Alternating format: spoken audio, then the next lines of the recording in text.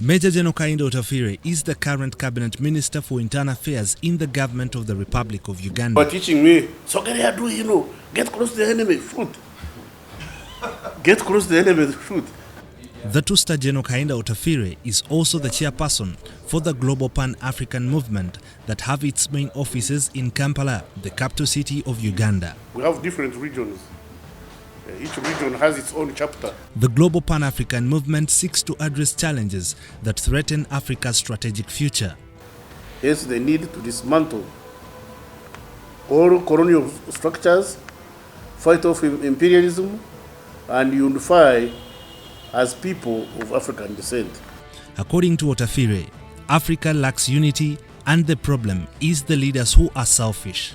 Is that we African leaders arrive and want to be big fish in small ponds. Excellencies, flag, independence, sovereignty. Sovereignty is in poverty, is poverty of sovereignty. Carve it upon your head. He further condemns the escalating pressure of Western governments and their allies to front their interests and imperialism. Especially with the interference with sovereign states, especially Venezuela, Nicaragua, Cuba, and Zimbabwe, to name but a few.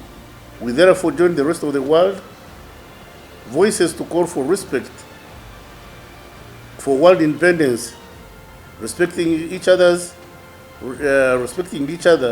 regardless of size, strength, ideology, and influence. According to UN Environment Programme, Africa is home to some 30% of the world's mineral reserves, 8% of the world's natural gas, and 12% of the world's oil reserves.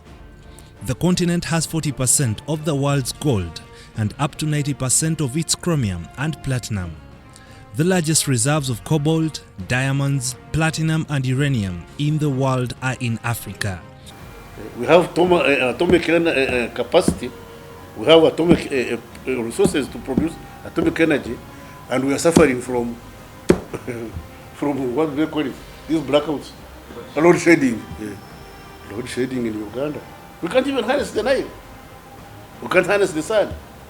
We can't use our atomic potential.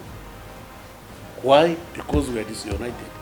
Uganda alone cannot build atomic generating capacity. But if we are united, if there was the union of a contribution by Tanzania, Kenya, Uganda, Rwanda, and Burundi, we would now develop Congo, we would develop a nuclear capacity to solve our power needs. But you see, we can't do that when we are still Congo, with their anthem, Debout Congolais. Then you have Uganda, or Uganda may God help you. God does he go like need rest? You call it God help us. Until when? God gave you heads, He gave you eyes, He gave you ears, He gave you brain, He gave you feet. You are there relaxing, seated. God help us. If I were him, I would just. It holds 65% of the world's arable land and 10% of the planet's internal renewable freshwater source. You sell them coffee at $2 a kilogram. They go process it and bring it back and sell it back to you at $30. You sell them timber and you buy furniture. You sell oil, a barrel of oil at say $50, even if it was 100. You sell the hydrocarbons, you sell tar, you sell plastic, you sell GDC, you sell these things our sisters use for for shining their faces. You sell petroleum, you sell diesel, you sell kerosene, you sell hydrocarbons, you sell fertilizer. This barrel of oil you sent away for $50 comes back almost at $400 million. Because when you sell crude oil, you sold kerosene, petrol, aviation fuel, diesel, naphtha, plastic, hydrocarbons, grease, oil, lubricating oil, petroleum jelly, tarmac for the roads. The list is endless. So, is this the Africa we want? Must we keep a source of cheap raw material and a market for finished industrial goods?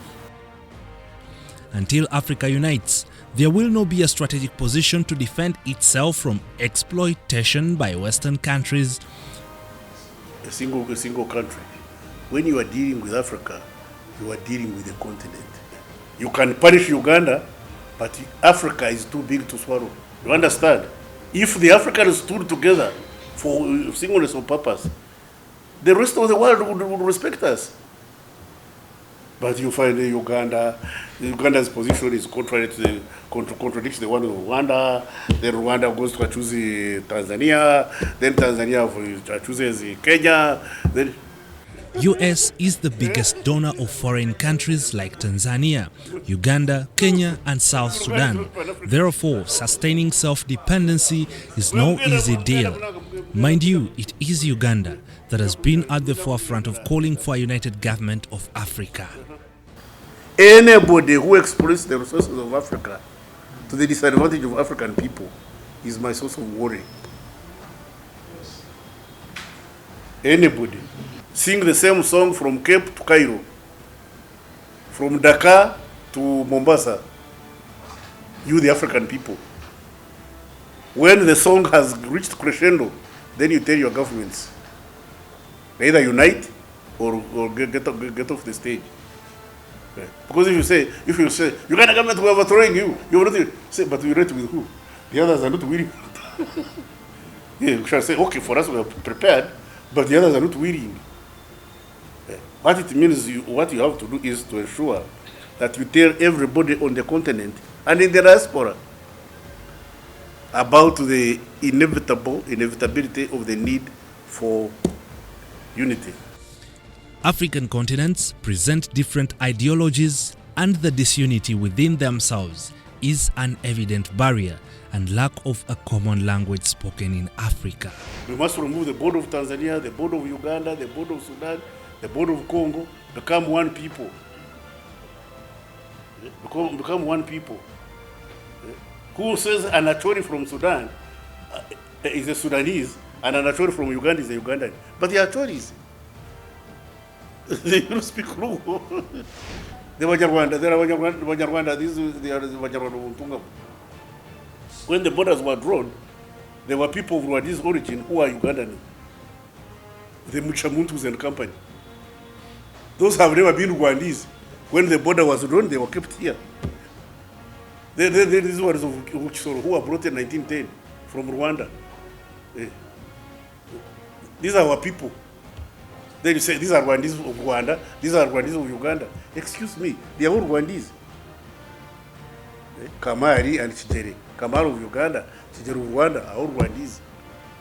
Okero of Uganda and Oduru of South Sudan are all Acholis. You know? Look at this situation of, very interesting situation of the late Dagura and his brother, Modi Awori. One was vice president of Kenya, the other one was minister in Uganda. Same father, same mother.